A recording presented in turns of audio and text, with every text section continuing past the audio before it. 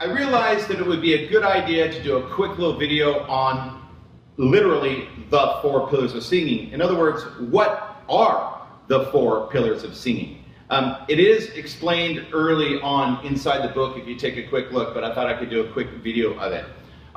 The 4 pillars of singing was a term or an idea I came up with now maybe 10 years ago, right before I released the first version of the 4 pillars of singing. So the 4 pillars of singing version 1 was kind of oriented around these 4 pillars. And it's a way of organizing the science and the techniques of great vocal training.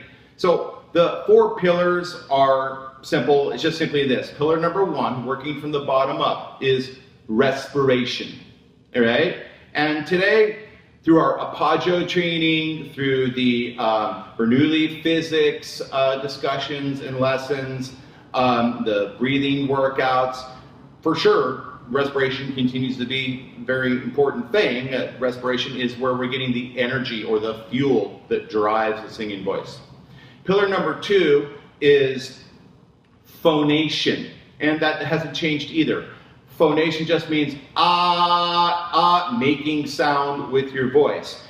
In particular, the activity of your vocal cords or the glottis, whether the vocal cords are squeezing or blowing or releasing, respiration, twanging, quacking, discussions and techniques and onsets that are involved with making a sound with your vocal folds are phonation issues. Right? The 3rd pillar is resonation. And resonation is kind of referring to the acoustics of singing. The singing vowels, the formants, learning to amplify the formants and finding resonance, resonant areas in your body, in your vocal tract that you can amplify to help you sing beautiful and expand your range instead of pushing. So resonation is a one word that kind of encapsulates everything to do with the acoustics of singing. And the 4th pillar is visualization, or what these days I call auditory imagery. How we perceive singing, how we perceive the training, things like don't hit high notes, don't sing, high, up, low, down, high, thinking about frequency as up, down, low, high, and instead of that, thinking about frequency or the perception of frequency as something that's forward and back.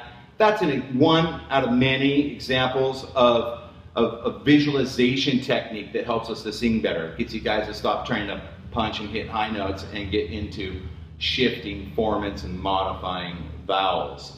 The other thing about visualization is oftentimes bad auditory imagery or bad visualization in singing manifests itself in the form of fear. Yeah?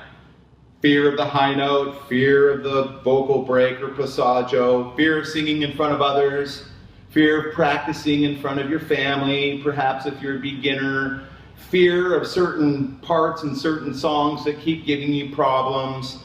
The mental baggage or the noise or the negative self-talk in singing and training tends to manifest itself into different forms of fear.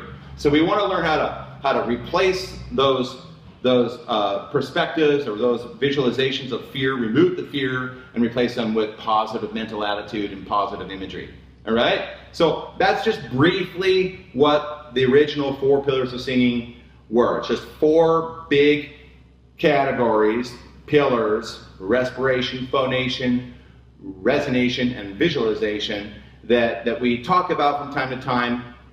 And underneath each one of those pillars is a whole bunch of techniques and discussions and videos and things, right? But it's a good place to start. It's a good way to kind of step back and look at the singing voice in its acoustic, physiological, and mental components and begin to sort out all of the things that you need to learn about singing. All right, I hope this is helpful for you guys. And if you have any questions, just click on the chat system down here or send me an email. Talk to you soon. Bye.